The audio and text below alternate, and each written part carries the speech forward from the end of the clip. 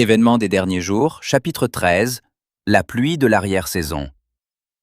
L'œuvre de l'Esprit est liée à la pluie. Il vous donnera la pluie en son temps. Il vous enverra la pluie de la première et de l'arrière-saison. Joël 2, verset 23. En Orient, la première pluie tombe au moment des semailles. Elle est nécessaire afin que la semence puisse germer. Sous l'influence des pluies fertilisantes, les tendres pousses sortent du sol. La pluie de l'arrière-saison, qui tombe vers la fin de la saison, mûrit le grain et le prépare pour la moisson. Le Seigneur utilise ces phénomènes naturels pour illustrer l'œuvre de l'Esprit. De même que la rosée et la pluie sont données d'abord pour permettre la germination de la semence, puis pour mûrir la moisson, le Saint-Esprit est accordé pour mener à bonne fin, d'étape en étape, le processus de la croissance spirituelle. La maturation du grain symbolise l'achèvement de l'œuvre de la grâce de Dieu dans l'âme de tout croyant. Par la puissance du Saint-Esprit, l'image morale de Dieu doit être rendue parfaite dans le caractère. Nous sommes appelés à être transformés complètement à la ressemblance du Christ. La pluie de l'arrière-saison, qui mûrit la moisson du monde, représente la grâce spirituelle qui prépare l'Église à la venue du Fils de l'homme. Mais à moins que la première pluie ne soit tombée, la semence demeurera sans vie. La jeune pousse verte ne se lèvera pas. Si les premières averses n'ont pas accompli leur œuvre, la pluie de l'arrière-saison ne peut amener aucune semence à la perfection. L'application historique à l'ensemble de l'Église, la première pluie lors de la Pentecôte en l'an 31. Pour obéir à l'ordre du Christ, les disciples attendaient à Jérusalem la promesse du Père, l'effusion du Saint-Esprit. Ils l'attendaient pas paresseusement. Le récit nous apprend qu'ils étaient continuellement dans le temple, louant et bénissant Dieu. Tandis que les disciples attendaient l'accomplissement de la promesse, ils humiliaient leur cœur dans la vraie repentance et ils confessaient leur incrédulité. Les disciples priaient avec une intense ferveur afin d'être rendus aptes à rencontrer les hommes et à prononcer quotidiennement les paroles qui conduiraient les pécheurs au Christ. Laissant de côté toutes leurs différences, tous leurs désirs de domination, ils se rapprochèrent les uns des autres dans l'amitié chrétienne. C'est après que les disciples furent parvenus à l'unité parfaite, lorsqu'ils ne briguaient plus la première place, que le Saint-Esprit leur fut accordé. L'effusion du Saint-Esprit au jour des apôtres était le commencement de la première pluie, et le résultat en fut glorieux. Jusqu'à la fin des temps, la présence du Saint-Esprit accompagnera la véritable Église. Les conséquences de la première pluie à la Pentecôte. Sous l'influence de l'Esprit, des paroles de repentance et de confession se mêlaient aux chants de reconnaissance pour le pardon des péchés. Des milliers d'âmes se convertissaient en un seul jour. Le Saint-Esprit les rendit capables de parler avec aisance des langues qu'ils ignoraient auparavant. Le Saint-Esprit accomplit pour eux ce qu'ils n'auraient pu accomplir par eux-mêmes durant toute une vie. Leur cœur débordait d'un tel enthousiasme, si plein, si profond, si rayonnant, qu'il les poussa à aller jusqu'aux extrémités de la terre, afin de témoigner du pouvoir du Christ. Quel fut le résultat de l'effusion du Saint-Esprit au jour de la Pentecôte? La bonne nouvelle d'un Sauveur ressuscité fut portée jusqu'aux confins du monde. L'Église vit des convertis venir de tous les horizons. Ceux qui avaient apostasié se reconvertissaient. L'ambition des croyants était de révéler le caractère du Christ et de contribuer à l'extension de son royaume. La promesse de la pluie de l'arrière-saison. L'effusion de l'Esprit au jour des apôtres était la première pluie, et le résultat en fut glorieux. Mais la pluie de l'arrière-saison sera encore plus abondante. Vers la fin de la moisson terrestre, un don spécial de la grâce spirituelle est préparé l'Église à la venue du Fils de l'homme. Cette effusion de l'Esprit est comparée à la pluie de l'arrière-saison. Avant que les jugements de Dieu ne visitent notre terre, il se manifestera parmi le peuple du Seigneur un tel réveil de la sainteté primitive qu'on n'en aura jamais vu de semblable depuis les temps apostoliques. L'Esprit et la puissance de Dieu seront répandus sur ses enfants. L'œuvre accomplie sera semblable à celle de la Pentecôte. De même que la première pluie a été donnée par l'effusion de l'Esprit qui a marqué les débuts de l'histoire de l'Évangile, afin de faire lever la précieuse semence, ainsi, la pluie de l'arrière-saison sera déversée à la fin de cette histoire pour faire mûrir la moisson. La pluie de l'arrière-saison provoquera le grand cri. En ce temps-là, La pluie de l'arrière-saison, c'est-à-dire le rafraîchissement apporté par la présence du Seigneur, viendra, afin de donner de la puissance à la grande voix du troisième ange, et pour préparer les saints à résister dans la période où les dernières plaies se déverseront. J'entendis ceux qui portaient l'armure prononcer la vérité avec une grande puissance. Elle avait beaucoup d'effets. Je demandai ce qui avait opéré ce changement. Un ange répondit « C'est la pluie de l'arrière-saison, le rafraîchissement apporté par la présence de Dieu, le grand cri du troisième ange. » Application personnelle aux chrétiens individuels. La première pluie produit la conversion. La pluie de l'arrière-saison développe un caractère comparable à celui du Christ. Tout notre avenir chrétien dépend de ce qui nous donne la force du premier départ. Les bénédictions de la première pluie nous sont utiles jusqu'à la fin. Tandis que nous rechercherons Dieu pour obtenir le Saint-Esprit, il provoquera en nous la douceur, l'humilité de l'esprit, le sentiment de notre dépendance à l'égard de Dieu pour recevoir la pluie de l'arrière-saison, qui rend parfait. Le Saint-Esprit cherche à habiter en chaque âme. S'il est accueilli comme un invité honoré, ceux qui le recevront seront rendus parfaits. La bonne œuvre commencée sera achevée. Les pensées saintes, les affections célestes, les actions semblables à celles du Christ remplaceront les pensées impures, les sentiments pervers et les actes de rébellion. Même si nous avons reçu une certaine mesure de l'Esprit de Dieu, par la prière et la foi, nous devons continuellement rechercher une plus large portion de l'Esprit. Nous ne devrons jamais cesser nos efforts en ce sens. Si nous ne progressons pas, si nous ne nous mettons pas en condition de recevoir la première pluie et celle de l'arrière-saison, nous perdrons nos âmes, et c'est à nous que la responsabilité en incombera. Les convocations de l'Église, comme les camp-meetings ou les rassemblements à l'Église locale, et toutes les occasions où s'effectue un travail personnel en faveur des âmes, sont autant de rendez-vous de Dieu où nous est donnée l'opportunité de recevoir la pluie de la première saison et celle de l'arrière-saison. Lorsque la voie sera préparée pour l'Esprit de Dieu, la bénédiction viendra. Satan ne peut pas plus empêcher la pluie de bénédiction de descendre des cieux sur le peuple de Dieu qu'il ne peut fermer les fenêtres du ciel pour empêcher la pluie de tomber sur la terre. Nous devrions prier avec ferveur pour demander l'effusion du Saint-Esprit. Nous devrions prier pour l'effusion du Saint-Esprit avec autant de ferveur que les apôtres l'ont fait au jour de la Pentecôte. S'ils en avaient besoin en ce temps-là, à combien plus forte raison en avons-nous besoin aujourd'hui? La descente du Saint-Esprit sur l'Église est considérée comme encore à venir, mais c'est le privilège de l'Église que de la recevoir dès maintenant. Recherchez-la, priez pour elle, croyez en elle. Nous devons la recevoir, et les cieux attendent de nous la donner. La mesure du Saint-Esprit qui nous sera accordée sera proportionnelle à celle de notre désir et de notre foi, et de l'usage que nous ferons de la lumière et de la connaissance qui nous seront données. Nous ne sommes pas suffisamment désireux de déranger le Seigneur par nos demandes, afin de recevoir de lui le don du Saint-Esprit. Le Seigneur souhaite que nous l'importunions à ce sujet. Il désire que nous assiégions son trône de nos prières. Nous devons humilier nos cœurs dans la vraie repentance. Un réveil de la véritable piété parmi nous est le plus grand et le plus urgent de tous nos besoins. Rechercher cette piété devrait être notre premier travail. Nous devons fournir un effort persévérant pour obtenir la bénédiction du Seigneur.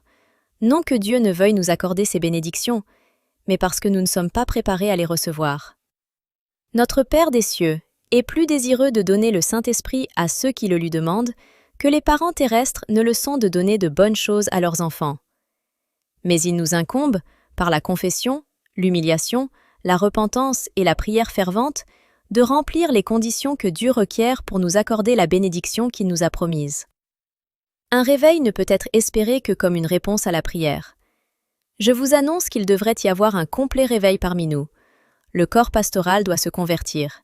Des confessions, la repentance, des conversions sont nécessaires. Beaucoup de ceux qui prêchent la parole ont besoin de la grâce transformatrice de Dieu dans leur cœur. Ils ne devraient tolérer aucun obstacle à l'œuvre qui est à accomplir avant qu'il ne soit trop tard pour toujours. La réforme doit accompagner le réveil. Un réveil et une réforme doivent prendre place, sous la direction du Saint-Esprit. Le réveil et la réforme sont deux choses différentes. Le réveil implique un renouveau de la vie spirituelle, une dynamisation des puissances de l'esprit et du cœur, une résurrection qui libère de la mort spirituelle. La réforme implique de son côté une réorganisation, un changement dans les idées et les théories, les habitudes et les pratiques. La réforme ne portera pas le bon fruit de justice à moins d'être étroitement associée à un réveil de l'esprit. Le réveil et la réforme ont chacun leur rôle à remplir, mais ils doivent marcher de pair dans cette œuvre. Nous devons renoncer aux rivalités et aux dissensions. Lorsque les ouvriers auront le Christ constamment dans leur cœur, lorsqu'ils auront renoncé à tout égoïsme, lorsqu'ils ne seront animés d'aucun sentiment de rivalité, lorsqu'ils ne se laisseront aller à aucune manœuvre dominatrice, lorsque l'unité existera véritablement, lorsqu'ils se sanctifieront de sorte que l'amour fraternel sera évident et ressenti de tous, alors les ondées de la grâce du Saint-Esprit descendront sur eux aussi sûrement que la promesse de Dieu ne manque jamais de s'accomplir à tous égards. Mais lorsque le travail des autres est déprécié par des ouvriers qui veulent mettre en évidence leur propre supériorité, ils prouvent que leur œuvre n'est pas de bonne aloi. Dieu ne peut les bénir. Si nous voulons subsister au grand jour du Seigneur et trouver refuge dans le Christ, notre haute forteresse, nous devons renoncer à l'envie et à toute manœuvre dominatrice. Nous devons détruire complètement les racines de ces choses impures, afin qu'elles ne puissent plus se développer dans notre vie. Nous devons prendre nettement parti pour le Seigneur et nous placer à ses côtés. Que les chrétiens abandonnent tout esprit de dissension et se donnent à Dieu pour le salut de ceux qui se perdent. Qu'ils réclament avec foi la bénédiction promise, et elle viendra. S'aimer les uns les autres. Le christianisme est le révélateur de l'affection fraternelle la plus tendre. Le Christ s'attend à recevoir l'amour suprême des êtres qu'il a créés. Et il exige également que l'homme porte un regard de tendresse sur ses compagnons. Toute âme sauvée le sera par l'amour, dont la source est en Dieu. La vraie conversion renonce à l'égoïsme et lui préfère une affection sanctifiée pour Dieu et pour les autres. Les qualités que Dieu apprécie le plus sont la charité et la pureté. Ces qualités devraient être particulièrement recherchées par chaque chrétien. Le plus puissant argument en faveur de l'Évangile, c'est un chrétien aimant et aimable. Un renoncement total est requis. Dieu n'accepte rien de moins qu'un abandon complet de soi-même. Les chrétiens au cœur partagé, les pécheurs, ne pourront jamais entrer dans les cieux. Ils n'y trouveraient aucun bonheur, car ils ne savent rien des principes élevés et saints qui gouvernent les membres de la famille royale. Le vrai chrétien garde les fenêtres de l'âme ouvertes vers les cieux. Il vit dans l'amitié du Christ. Son plus cher désir est de devenir de plus en plus semblable au Christ. Nous ne pouvons pas nous servir du Saint-Esprit. C'est lui qui doit se servir de nous. Par l'Esprit, Dieu travaille au sein de son peuple, car c'est Dieu qui produit en vous le vouloir et le faire, selon son bon plaisir. Mais il en est beaucoup qui refusent de se soumettre à ce principe. Ils veulent garder leur autonomie. C'est pourquoi ils ne reçoivent pas le don céleste. C'est seulement à ceux qui espèrent humblement en Dieu, qui recherchent son conseil et sa grâce, que l'Esprit est donné. Préparez la voie pour la pluie de l'arrière-saison. J'ai vu que personne ne pouvait prendre part au rafraîchissement, à moins d'avoir obtenu la victoire sur chaque défaut, sur l'orgueil, l'égoïsme, l'amour du monde, et sur chaque mauvaise parole et chaque mauvaise action. Nous devrions donc nous rapprocher de plus en plus près du Seigneur et chercher avec ferveur la préparation nécessaire qui nous permettra de rester debout dans la bataille, au jour du Seigneur. Nous devons remédier à nos défauts de caractère et purifier le temple de l'âme de toute souillure. Alors, la pluie de l'arrière-saison tombera sur nous, tout comme la première pluie est tombée sur les disciples au jour de la Pentecôte. Il n'est rien que Satan redoute, autant que l'action du peuple de Dieu qui prépare la voie en ôtant tout obstacle, en sorte que le Seigneur puisse déverser son esprit sur l'Église languissante. On peut résister à chaque tentation, chaque influence néfaste, qu'elle soit notoire ou secrète, ni par la puissance, ni par la force, mais c'est par mon esprit, dit l'Éternel des armées. La pluie de l'arrière-saison viendra, et la bénédiction de Dieu emplira chaque âme purifiée de toute souillure. C'est notre tâche aujourd'hui de soumettre notre âme au Christ, afin que nous soyons prêts pour le temps de rafraîchissement que le Seigneur nous enverra, et prêts pour le baptême du Saint-Esprit. Devenir des ouvriers actifs au service du Christ. Lorsque les églises deviendront vivantes, actives, le Saint-Esprit leur sera accordé en réponse à leurs demandes sincères. Les fenêtres des cieux s'ouvriront pour déverser les ondées de la pluie de l'arrière-saison. La grande effusion du Saint-Esprit, qui illumine toute la terre de sa gloire, ne viendra pas tant que nous n'aurons pas un peuple illuminé, qui sache, par l'expérience, ce que c'est d'être ouvrier avec Dieu. Lorsque nous aurons une entière consécration au service du Christ accomplie de tout notre cœur, Dieu reconnaîtra ce fait par une effusion sans mesure de son esprit. Mais cela ne se produira jamais tant que la plus grande partie de l'Église ne travaille pas avec Dieu. Lorsqu'on ne pourra plus accuser l'Église d'indolence et de paresse, l'Esprit du Seigneur se manifestera gracieusement. Le pouvoir divin sera révélé. L'Église verra alors l'œuvre providentielle du Seigneur des armées. Gardez le vase propre et dirigé vers le haut. Nous n'avons pas à nous soucier de la pluie de l'arrière-saison. Tout ce que nous avons à faire, c'est de garder le vase propre, droit et prêt à recevoir la pluie céleste, sans cesser de prier. Permets que la pluie de l'arrière-saison vienne dans mon vase. Que la lumière de l'ange de gloire qui s'unit au troisième ange brille sur moi. Donne-moi une part dans cette œuvre. Permets-moi de faire entendre la proclamation. Permets-moi d'être un collaborateur de Jésus-Christ. Si vous cherchez Dieu ainsi, laissez-moi vous dire qu'il vous dirigera sans cesse et vous donnera sa grâce.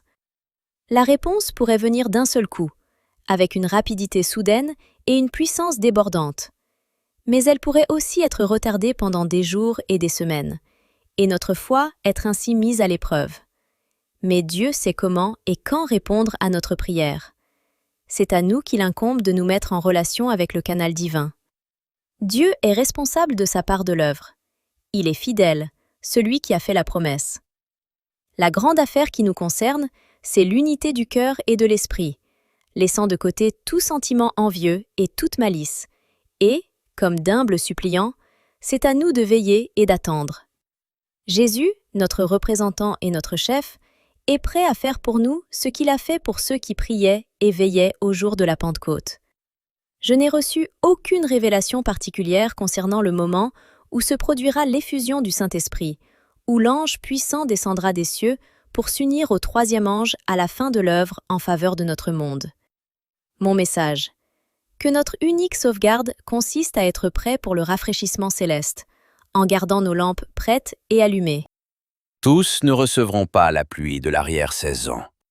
Il m'a été montré que si le peuple de Dieu ne fait pas d'effort par lui-même, mais attend le rafraîchissement spirituel pour qu'il vienne sur lui, enlève ses défauts et corrige ses erreurs. S'il attend passivement d'être ainsi purifié des souillures de la chair et de l'esprit et rendu propre à s'engager pour le cri du troisième ange, il sera trouvé léger. Espérons-nous voir l'Église tout entière réveillée? Ce temps ne viendra jamais. Il y a dans l'Église des personnes inconverties qui ne s'uniront pas à des prières ferventes et efficaces. Nous devons entrer dans l'œuvre individuellement. Nous devons prier davantage et moins parler. Nous pouvons être assurés que, lorsque le Saint-Esprit sera donné, ceux qui n'ont pas su recevoir et apprécier la première pluie ne verront ni ne comprendront la valeur de la pluie de l'arrière-saison. Ceux qui mettent leur vie en accord avec la lumière qu'ils ont connue recevront seuls une plus grande lumière. À moins que nous ne progressions chaque jour dans la mise en pratique des vertus chrétiennes actives, nous ne saurons pas reconnaître les manifestations du Saint-Esprit dans la pluie de l'arrière-saison. Il descendra peut-être dans le cœur de tous ceux qui nous entourent sans que nous le discernions ou que nous le recevions nous-mêmes. Ceux qui n'accomplissent aucun effort décisif, mais attendent simplement que le Saint-Esprit les pousse à l'action, périront dans l'obscurité. Vous ne devez pas rester assis immobile et sans rien faire dans l'œuvre de Dieu.